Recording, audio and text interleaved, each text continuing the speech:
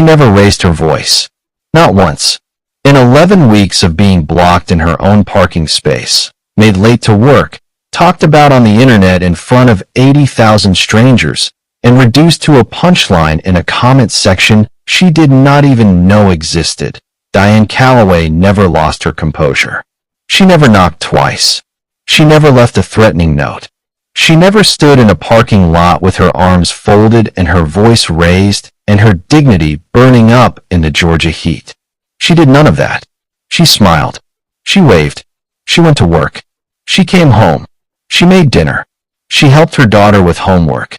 She sat on the edge of her bed at night and thought very carefully.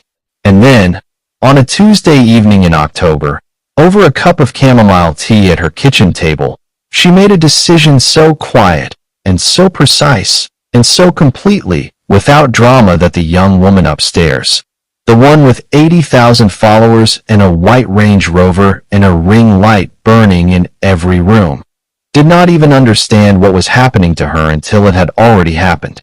This is the story of two women, one parking space, and the particular, patient, devastating intelligence of a woman who has been underestimated her entire life and has learned, over 53 years of living, exactly what to do with that. Stay with me, because the ending of this story is not what you are expecting, and the lesson inside it is one that every person watching this has either already learned the hard way or is going to need before they are done. Before we go any further into what happened at Millbrook Commons in Clarkston, Georgia, there are 3 questions that sit at the center of this story and that I need you to hold in your mind from right now until the very end. The first question is this: how does a conflict that begins with a parking space, something as ordinary and unremarkable as a parking space, escalate into a situation where one woman's daily life is being documented and broadcast to 80,000 strangers online? And what does that woman do when she finally finds out? Because the answer to that question is not what you think it is. It is not angry. It is not loud. It is something else entirely. And it is something that most people would never have the patience or the precision to pull off. The second question is, what exactly was the plan that Diane came up with? And why did it work so thoroughly that the young woman upstairs never saw it coming, even when it was already executing itself one quiet night at a time? The plan, when you hear it, is going to seem almost too simple. And that is the whole point. The third question, and this is the one that stays with you long after the parking situation is resolved, is what happened between these two women that nobody filmed, nobody posted, nobody commented on, that happened behind a closed door in a small apartment in Clarkston, Georgia on an ordinary Thursday afternoon. And that changed something permanent in both of their lives in a way that no amount of ring lights or follower counts or viral comment sections ever could. We are going to answer all 3 of those questions today. But first, let us know in the comments where you're watching from. We'd love to hear from you. And don't forget to hit that subscribe button so you never miss any of our upcoming videos. Now let's go back to where this story truly begins. Her name was Diane Calloway, 53 years old, originally from Savannah, Georgia, raised in the kind of household where you ironed your own clothes before you were 12, and you did not leave the table until everyone was finished eating and you understood, without needing to be told directly, that the world was not going to slow down for you, and that the only answer to that fact was to be ready before it arrived. She had come to Clarkston, Georgia, a suburb on the eastern edge of the Atlanta metropolitan area, 18 years earlier, following a job offer from a regional healthcare network that was, at the time, expanding its administrative operations and needed people who could manage complexity without making noise about it. Diane was exactly that kind of person. She had built her career over 2 decades the way careful people build things, slowly, without shortcuts, with a deep and honest understanding that reliability is rarer than talent and far more valuable over time. By the fall of the year this story takes place, she held the title of Senior Administrative Coordinator for the network's Eastern District operations. The title was not a glamorous one. It did not appear on industry conference panels or get quoted in trade publications. but it represented something that the people who worked above her understood and quietly depended on. Diane was the person who made the system work. She was the one who caught the errors before they became problems, who remembered the deadlines that her supervisors forgot to write down, who trained the new hires and covered the gaps, and kept the calendar of a department head who would have missed roughly 40% of his own meetings without her. She had been doing this for 11 years at the same organization, and the compensation she received for it reflected the particular math that American institutions have always applied to indispensable women who do not make themselves inconvenient. She was paid adequately and thanked occasionally and taken for granted comprehensively. She was not bitter about this. She had made a separate peace with the economics of her profession a long time ago. The way people make peace with things that they cannot change and choose to redirect their energy into the things they can. She had 2 children. Her son Marcus was 21 and in his junior year at Georgia State University on a partial academic scholarship that Diane supplemented each semester without complaint, budgeting the difference with the same methodical attention she brought to everything else.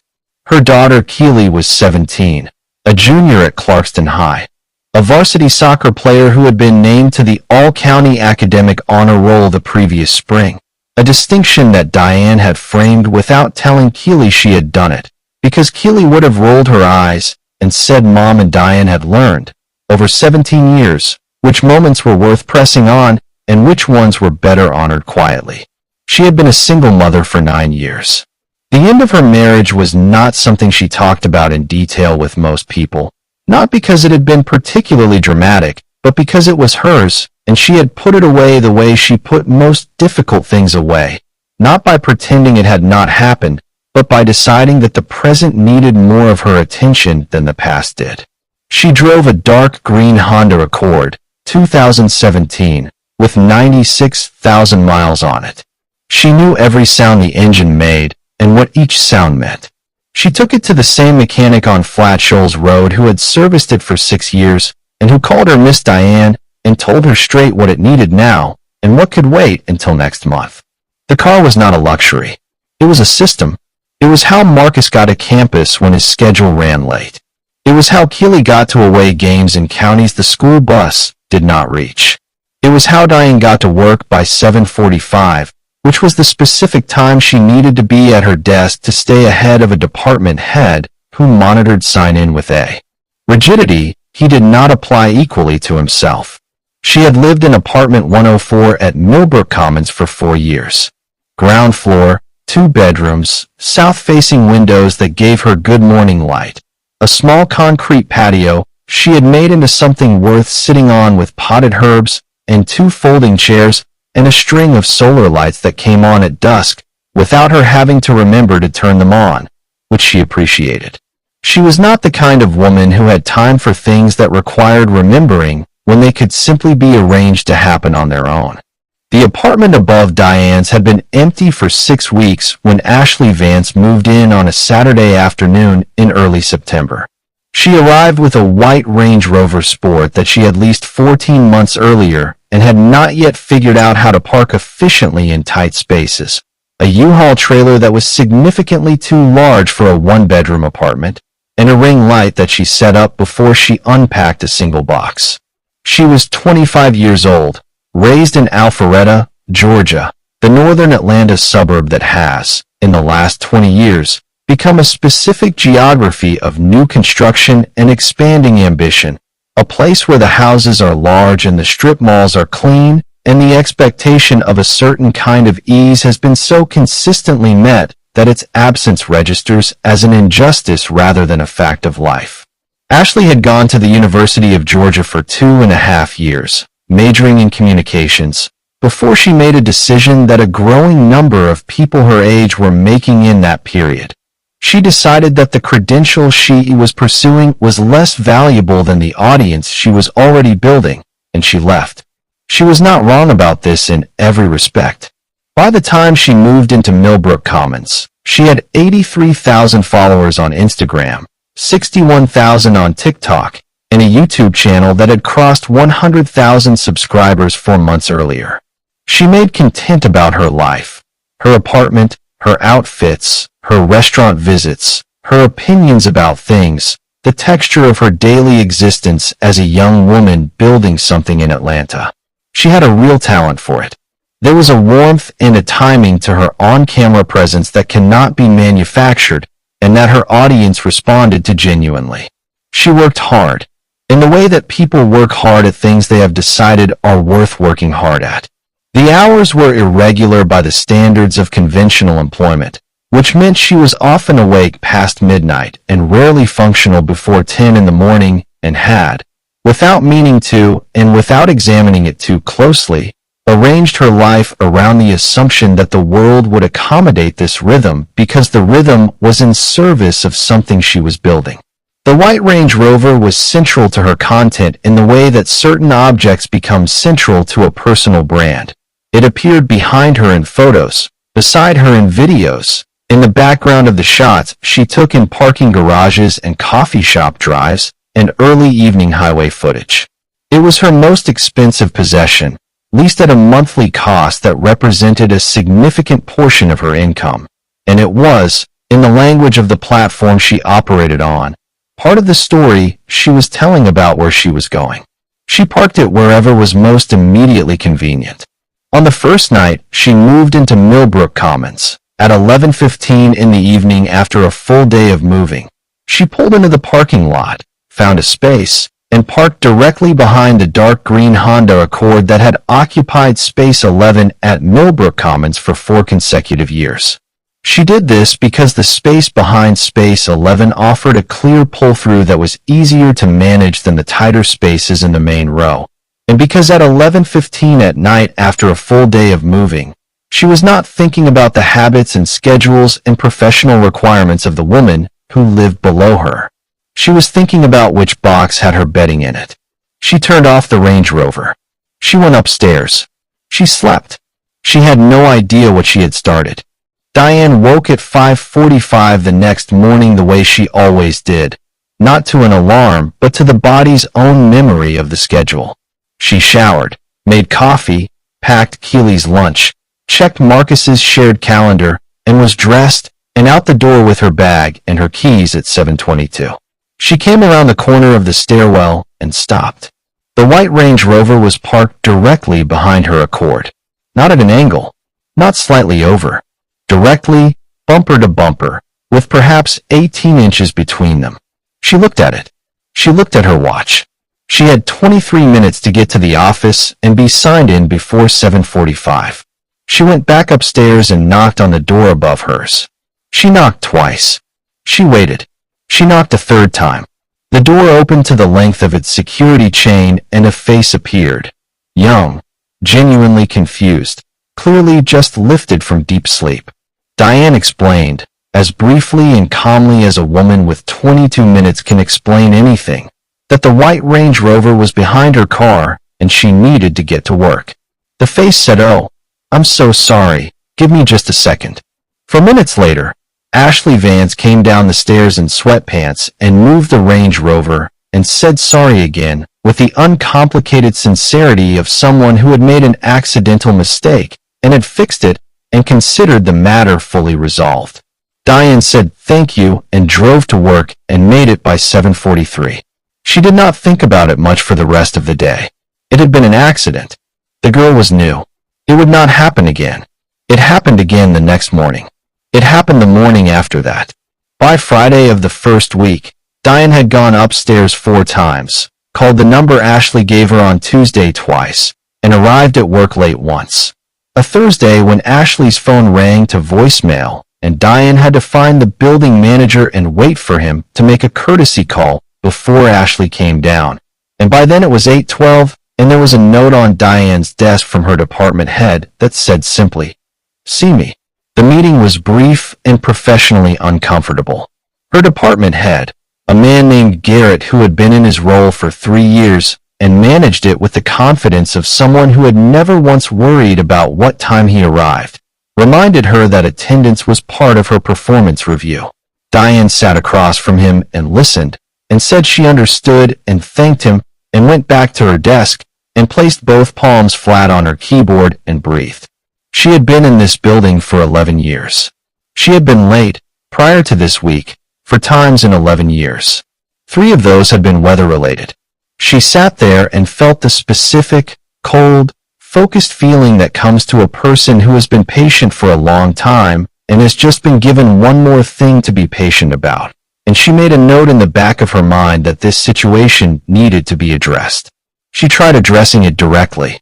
She went upstairs on a Friday evening and had the calm, reasonable conversation she had prepared on the drive home. She explained her schedule. She explained 7:45. She explained, without accusation, that what had happened this week had created a professional problem for her and that she needed it to stop. Ashley listened with what appeared to be genuine attention and genuine remorse. She said, of course, absolutely. She was so sorry. She was still getting used to the building, and she would make sure to leave that space clear from now on. Diane went back downstairs and felt the relief of a problem addressed. That feeling lasted until Monday morning at 7:19, when she came around the corner of the stairwell and found the white Range Rover parked directly behind her dark green Accord, bumper to bumper, 18 inches of clearance. She stood there. She looked at it. She took the breath that was not quite a sigh and went back upstairs and knocked on the door. This is when Diane understood, with the clear-eyed pragmatism of a woman who has spent 53 years reading situations accurately, that this was not going to be solved by having conversations. The girl was not doing it out of malice.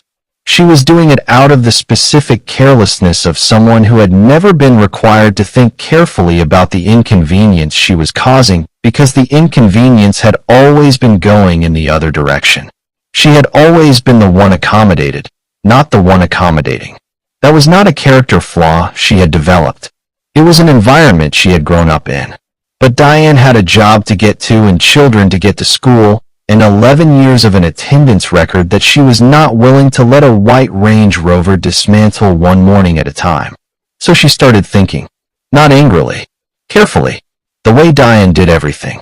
What Diane did not know, what she had no way of knowing, because she was not on TikTok in any active capacity and had only a passing understanding of how content creation worked as a livelihood, was that she had been a character for 3 weeks. Ashley had started documenting the morning interactions in the second week. Not with cruelty and not with the premeditation of someone intending to cause harm, but the way she did everything, which was as content, as the honest and ongoing documentation of her daily life that her audience had grown to expect, and that the platform rewarded with reach and engagement when it was authentic and relatable. The first video was 40 seconds. Shot from her window, looking down at the parking lot. Ashley's voice over the footage, light and amused, and slightly disbelieving. Her downstairs neighbor kept knocking on her door at 7 in the morning because of the parking thing, and while she understood the need for the car, at some point wasn't this her problem? The video got 14,000 views in 8 hours. The comment section was immediate and consistent. The neighbor sounds exhausting. Ashley posted a second video the next week, this one longer, more detailed, with a nickname for Diane that had appeared in the comments of the first video, and that Ashley, seeing the audience's affection for it, had started using herself. She called her the schedule lady. The nickname caught. It spread through the comment section and into Ashley's replies, and eventually into her caption copy. By the third video, the schedule lady had her own character arc in Ashley's content, a recurring antagonist in the story of a young woman navigating apartment life in Atlanta. The followers were engaged. They wanted the next installment. They had picked a side before they had heard a single word from the other side, which is the nature of one-sided storytelling, and Ashley's side was the only one being told. What the audience did not have, because Ashley had not given it to them, was context. They did not know that Ashley was the one who had started parking behind Diane. They did not know that Diane had explained her situation multiple times, calmly and directly. They did not know that Diane was a 53-year-old single mother of 2, whose entire professional schedule hinged on leaving her building by 7:25. None of that information had made it into the content, because none of that information made Ashley the sympathetic figure that the content required her to be. The version of the story that 80,000 people were following was the version in which an entitled, rigid older woman knocked on a young woman's door every morning and caused drama over a parking space. That was the story, and it had 62,000 views across 3 videos by the time the 4th one posted. Then came the 6th video. It was longer than the others, 7.5 minutes. Ashley had filmed it on a Saturday afternoon after a morning interaction that had been more direct than the previous ones, in which Diane had been measurably less apologetic in her tone and more specific in her language about what she needed and when she needed it. Ashley had gone upstairs and set up the ring light and talked to her camera with the specific, unchecked momentum of a person who is processing something out loud and has an audience ready to validate whatever comes out. She talked about the knock. She talked about the schedule. She talked about what she described as the energy of someone who had organized their entire personality around a rigid routine and expected the world to bend around it. And then, somewhere in the middle of the video, in the loose flow of someone who is talking and not editing in real time, she said something she had not planned to say, and that she would spend a significant amount of time afterward wishing she could take back. She said she had looked Diane up. She called it looked her up, which in this context meant a casual search of what could be found publicly. And she said, something about the job, something about what that probably paid, something about single mothers, and what they were trying to prove, and whether all that urgency about a schedule was really about the schedule, or whether it was about not having anything else going on. She said it lightly. She moved on to something else. The video ended. She posted it. In 11 hours, it had 43,000 views. The comments section, which had been almost uniformly on Ashley's side through the first 5 videos, was more divided this time. There were still plenty of people who laughed. There were still people who said get a new neighbor, and she sounds unhinged, and the schedule lady has entered her final form.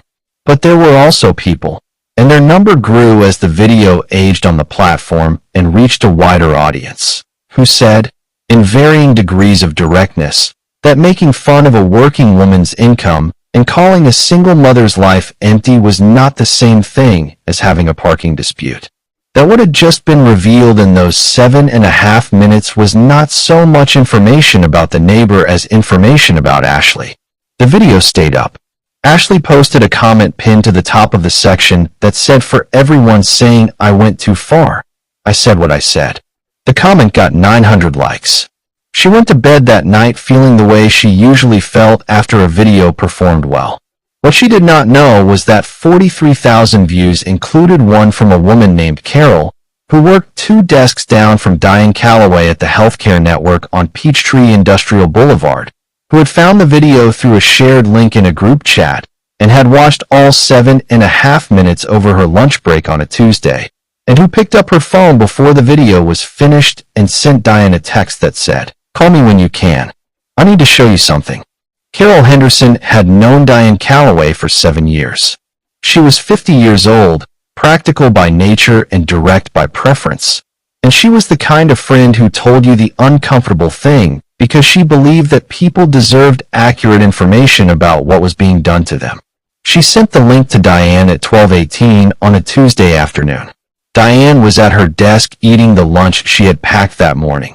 A turkey and avocado sandwich and the last of the pasta salad she had made the previous Sunday, because making her lunches on Sunday was one of the small organizational moves that kept the week manageable. She opened the link. She watched the video. She watched all 7.5 minutes of it. She watched the parking lot footage from Ashley's window. She watched the part about the schedule and the rigidity. She watched the part about what the job probably paid. She watched the part about the single mother with nothing going on. She put the phone face down on her desk. She picked up her sandwich. She took a bite. She set it down. She pressed both palms flat against the desk surface and looked out the window at the Atlanta skyline and said nothing for a long time. Carol called instead of texting because Carol understood that some things required a voice. Diane answered on the second ring. Carol said, "Are you all right?" Diane said, How many views did you say? Carol said, 43,000 on that one. The earlier videos have more. Diane said, how many videos total? Carol said, I found 6. Diane said, okay. She was quiet again. Carol, who had known her long enough to understand what that particular silence meant, waited. Then Diane said, I'm going to finish my lunch. And she did. She finished the sandwich and the pasta salad and the bottle of water she had packed, and then she gathered the containers and threw everything away and washed her hands and sat back down at her desk and worked for the rest of the afternoon with the clean, focused efficiency of a woman who has put something away in a specific place and knows exactly where it is and will retrieve it at the appropriate moment. She did not call a lawyer. She did not ask Carol to find Ashley's account so she could leave a comment. She did not draft a response or plan a video of her own or take any action that afternoon that was in any way externally visible. She drove home at 5:30, parked in space 11, went inside, helped Keely with a chemistry assignment that was due the next day, made chicken and rice for dinner, watched 40 minutes of a series she was following, and went to bed at 10:15. She lay in the dark for a while. She thought about the 7.5 minutes. She thought about 43,000 people watching the parking lot she used every day and forming opinions about her schedule and her job and her life. She thought about the comment that had apparently gotten 900 likes. For everyone saying I went too far, I said what I said. She thought about what it meant that someone who had been waking her up every morning for 5 weeks, who had made her late to work and drawn a reprimand from her supervisor, who had made a series of videos about her for a platform audience without her knowledge, had looked at the line she had crossed and decided not to step back from it, but to stand on it and dare people to disagree. She thought about that for a long time. And then she thought about something else. Something that had been forming in the back of her mind for 2 weeks. The way solutions sometimes form in the minds of people who are patient enough not to act before the full shape of the solution becomes clear. She had been turning it over. She had not yet examined it fully. She examined it now. And by the time she fell asleep, something had settled into place behind her eyes that had the specific quality of a decision that has been made and does not need to be revisited. A plan. Not an angry plan. Not a revenge plan in the theatrical sense of the word. A precise, patient, structural plan that required nothing she did not already possess and nothing she was not already capable of sustaining. A plan that worked not because it was dramatic, but because it was correct. Because it understood, with perfect accuracy, the difference between what she needed and what Ashley needed. And the difference was everything. Diane explained the plan to Carol on the phone the next morning while riding the MARTA bus from the Kensington station, which was 3/4 of a mile from Millbrook Commons, and which she had ridden occasionally before getting the Accord, but had not used regularly in 4 years. She had her travel mug of coffee and her work bag and the particular equanimity of a woman who has made a decision and has moved past the part where the decision feels uncertain. Carol listened to the whole thing without interrupting, which was itself a sign that she understood she was hearing something she should not interrupt. Then she said, Diane. Diane said, yes. Carol said, you are a different kind of person than I realized. Diane said, I've had time to think. The plan was this. Every night, after Ashley came home, Diane would park the Accord directly behind the Range Rover.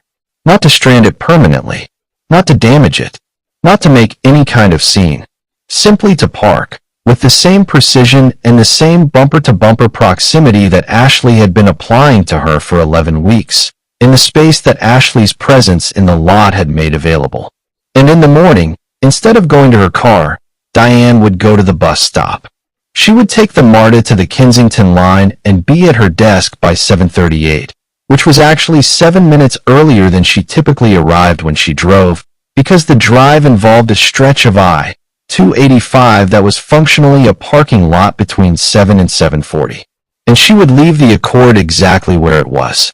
All day.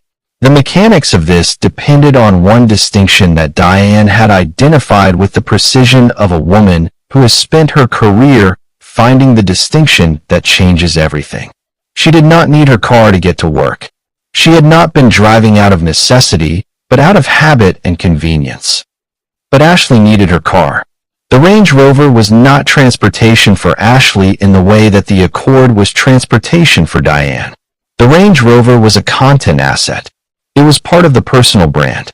It appeared behind her in photos and in the background of videos, and in the parking lot footage of the content she made about her own life. She drove it to brand partnership meetings. She drove it to restaurant reviews. She drove it to the locations where she shot content with other creators. It was her office and her prop and her symbol, all in one vehicle. If the Range Rover was not accessible, a significant portion of Ashley's ability to operate her business was not accessible either. This was not a small thing. This was the thing. Diane understood this the way a chess player understands the difference between the piece that looks important and the piece that actually is. The plan required patience, because Diane would have to wait up each night until she heard the Range Rover come in, however late that was, and then go downstairs and move her car into position. She was prepared for this. She had been waking up every morning at 5:45 for 11 years. Adjusting the ends of her day instead of the beginning was a logistical inconvenience she was willing to absorb for the duration of what she had decided was a finite and manageable campaign. She told Carol not to worry about the legal question. The parking spaces at Millbrook Commons were unassigned. Every resident had equal right to park anywhere in the lot that was not specifically marked or reserved. Diane was not going to violate any lease provision or any parking ordinance.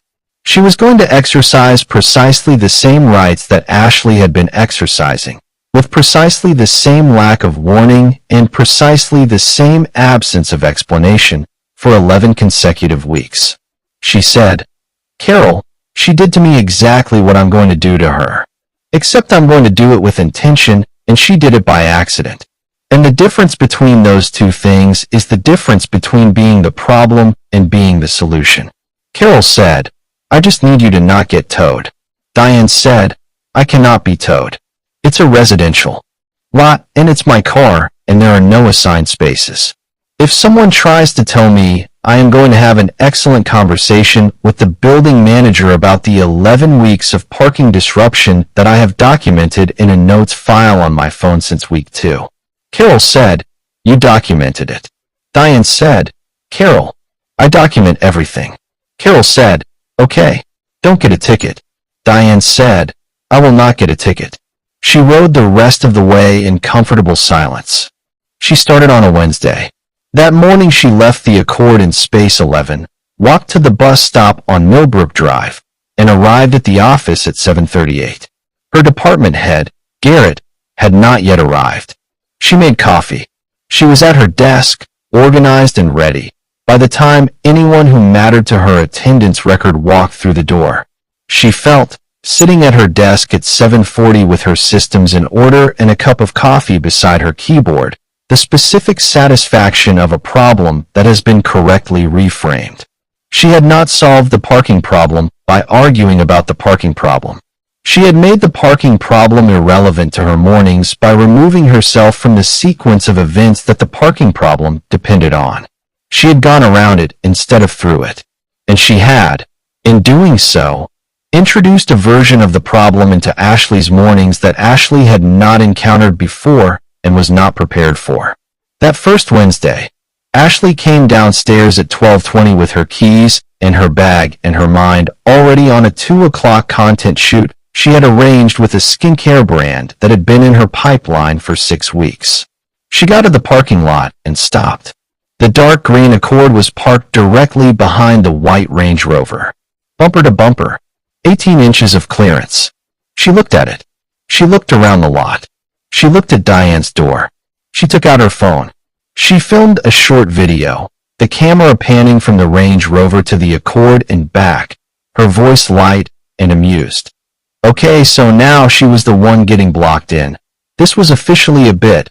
She thought her neighbor had finally lost it completely.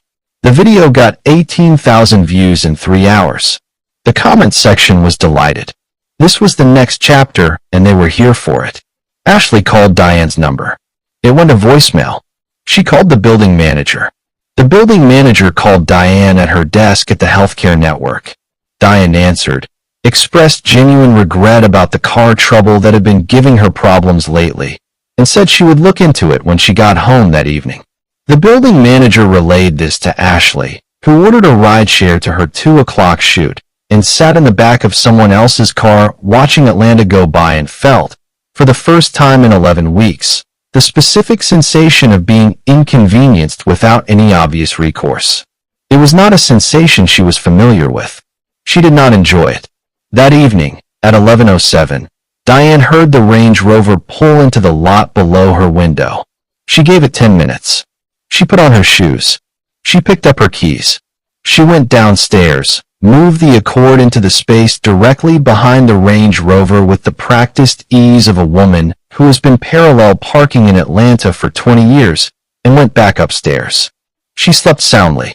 By Thursday morning, Ashley had a rideshare account with a growing weekly total that she had not budgeted for. By Friday, she had called the building manager twice more and received 2 more versions of the car trouble explanation, each one slightly more detailed and slightly less helpful. By the end of the first week, she had spent $93 on rideshares to places the Range Rover would normally have taken her in 12 minutes. She filmed a longer video on Friday night, 10 minutes, the ring light going, her voice carrying the first audible traces of genuine frustration underneath the performed amusement. She explained the situation to her audience from the beginning, laying out the week, asking them what she should do. The comments section gave her 43 different answers. Several of them were funny. None of them were useful. One of them, from an account called legal_perspective_TL, pointed out that if the spaces were unassigned, which they were, the downstairs neighbor had exactly the same right to park where she pleased as Ashley did, and that the most efficient solution was for Ashley to either arrive home before the neighbor parked or accept the situation as the mirrored consequence of her own prior behavior. Ashley deleted that comment. She read it first. She thought about it for a moment after she deleted it. Then she moved on. The second week of the plan proceeded with the same methodical steadiness as the first, except that the pressure on Ashley's end was accumulating in ways that the comment section could not fully absorb. The rideshare costs were real. More significantly, the 2 brand partnership obligations she had for that week. A restaurant review for an account she was building, and a collaboration with a home goods brand that required her to drive to a studio space in Midtown. Both required the Range Rover, which meant they both required Diane to have moved the Accord, which Diane had not done. Ashley rescheduled the restaurant review. The home goods collaboration had to be shot in her apartment instead of the studio, which was not the aesthetic the brand had briefed for, and the brand's contact sent a follow-up email asking whether the original location was available for a reshoot. Ashley replied that she was dealing with a logistical situation and hoped to have it resolved soon. She was aware, writing that email, of how it sounded. She had built a reputation for reliability with the brands she worked with, and reliability was, in her line of work, the thing that turned one-time collaborations into ongoing partnerships. She had never had to reschedule a brand obligation before. The fact that the reason for rescheduling was a parking dispute with her downstairs neighbor was not something she included in the email. By the middle of the second week, she had knocked on Diane's door twice. The first time, at 10 in the evening on a Tuesday, Diane had answered in her robe and listened to Ashley explain the problem with the patience of a woman who had absorbed this same explanation from the other direction approximately 26 times over the preceding 11 weeks. Then she said, "Ashley, I understand. I'll see what I can do." She closed the door. At 11:53 that night, Ashley heard the Accord's engine start in the parking lot below. She looked out her window and watched Diane back the Accord out of space 11, drive to the other end of the lot, park in the space that was farthest from both of their units, and go back inside. Ashley exhaled. She thought it was over. The next morning, the Accord was back in position behind the Range Rover. Diane had moved it back during the night, after Ashley's return from an event that had kept her out until past midnight. The second knock happened on Thursday evening, after Ashley had a delivery coming that the driver could not locate because the Range Rover was inaccessible and Ashley had been giving the Range Rover as her location reference in the complex. The delivery had gone to the wrong building. Diane had answered this knock in the same serene and unhurried way, listened, and said she was sorry. She was working through a situation with the car. She appreciated Ashley's patience. Ashley stood in the hallway for a moment after Diane's door closed, looking at it. She had a particular feeling that she recognized from certain moments in her content career. The feeling of being in a situation where the usual tools were not working and she had not yet identified what the correct tool was. Her usual tool for almost every difficulty in her life was visibility. She made the thing visible. She showed it to her audience. She narrated it. The narration gave her control of the story, and control of the story gave her a position of authority even in situations where the facts on the ground were not entirely in her favor. But this was a situation where visibility was not helping. She had made it visible. She had posted 6 videos about the parking situation. She had asked her audience for help. The audience had given her comments and likes and the name The Schedule Lady and a great deal of amusement, but none of it had moved the dark green Accord from the space behind the Range Rover. The woman downstairs was not watching the comment section. She was not engaged with the platform. She was not affected, as far as Ashley could tell, by any of the 83,000 opinions currently available to her. She was just going to work on the bus and coming home and moving her car into position at 11-something every night and sleeping, apparently, without difficulty. The comments section, in the 3rd week of the reversal, began to do something that Ashley had not been prepared for. It began to turn. Not dramatically, not all at once, but in the way that public opinion moves when a story runs long enough that the audience starts doing the math themselves. They had now watched 8 videos about the parking situation. They had watched Ashley be inconvenienced every day. And somewhere in the 3rd week, in the comments section of the 8th video, a shift was perceptible. Not mad at the neighbor for this one. She literally just did what you did to her. You blocked her every morning for 2 months. She blocked you back and is leaving for work. I actually need to go and think about this. The comment that got the most engagement in that thread, 11,300 likes, was from an account called SundayMorning_Coffee, and it said, "She did to you exactly what you did to her." For exactly as long. And she never knocked once. Ashley read that comment. She did not delete it. She went to her kitchen and poured a glass of water and stood at the counter and drank it and looked out the window at the parking lot below, where the dark green Accord was parked directly behind the white Range Rover in the quiet of a Wednesday night in October. She stood there for a while. She came downstairs on a Thursday afternoon at 2:15 without her phone. She had been sitting in her apartment since noon, when she had come downstairs to find the Accord in position and realized she had a meeting in Buckhead at 3 that she had been planning around driving, and she had sat with the rideshare app open on her screen for several minutes before she closed it and set her phone face down on the coffee table and sat quietly in a way that was not usual for her. She sat for a long time. She thought about the comment with 11,000 likes. She thought about the email she had sent the home goods brand. She thought about the $512 she had spent on ride shares in 3 weeks, a number she had added up that morning because adding it up seemed like the thing a person should do when they were trying to get clear-eyed about a situation. She thought about the 11 weeks before all of this, the 11 weeks when she had been the one parking behind Diane, when every morning she had responded to the knock on her door by rolling out of bed and moving the car and coming back up and going back to sleep, and not once, in 11 weeks, sitting in her apartment at noon, trying to get clear about the situation from the other person's perspective. She went downstairs without her phone. She knocked on Diane's door. Diane answered in a light blue cardigan, reading glasses still on from whatever she had been doing before the knock. She looked at Ashley the way a person looks at someone they have been expecting but were not sure would actually come. Ashley said, "Can I talk to you for a minute? Not about the car." Diane held her gaze for a moment. Then she stepped back from the door, and opened it wider. She said, "Come in."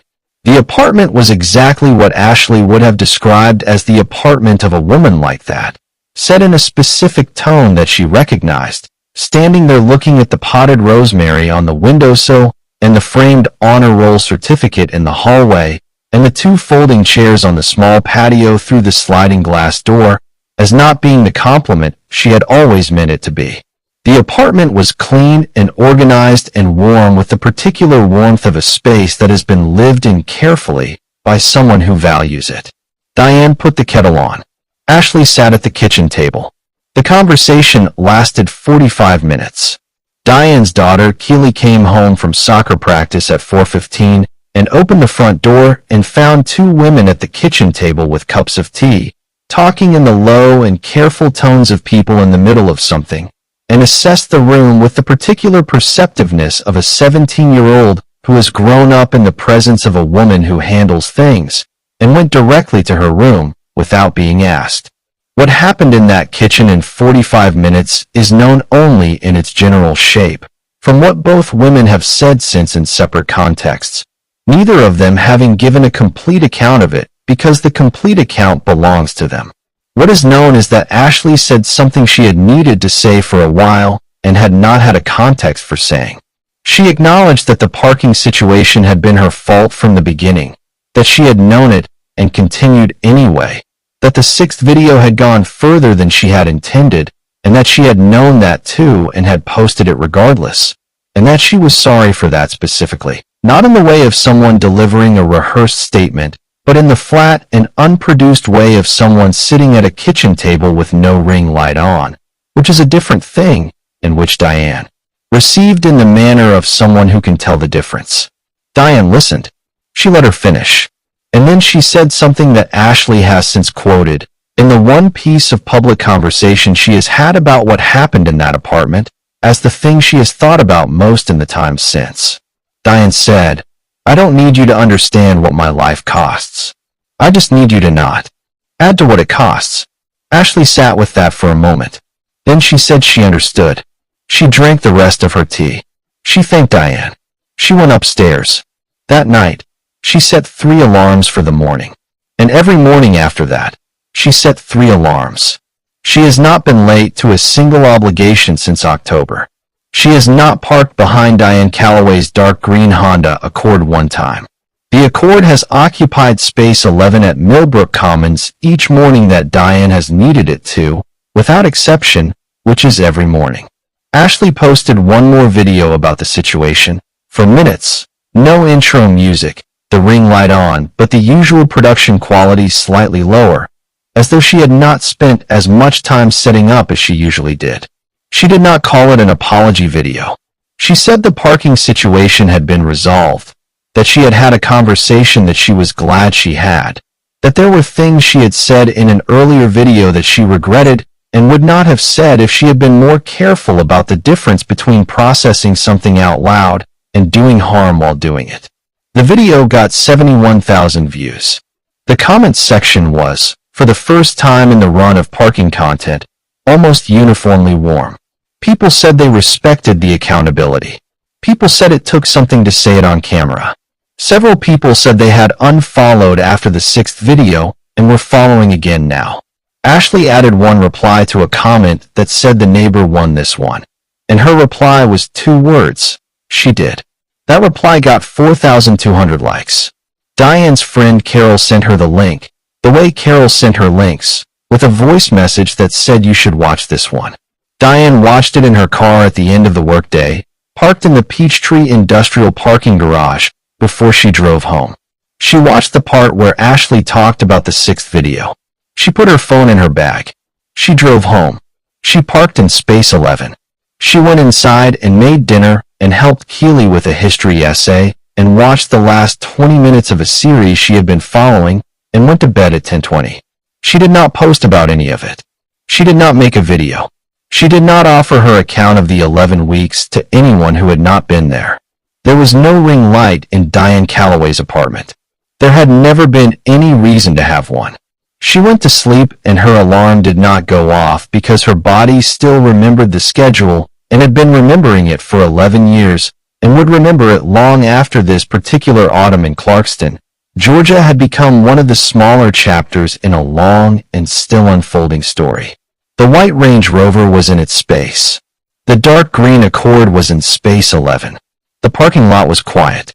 And somewhere in the building, in the ground floor apartment that faced south and got good morning light, a 53-year-old woman slept without difficulty, which is the specific sleep of someone who handled something that needed handling and did not require the world to applaud them for it.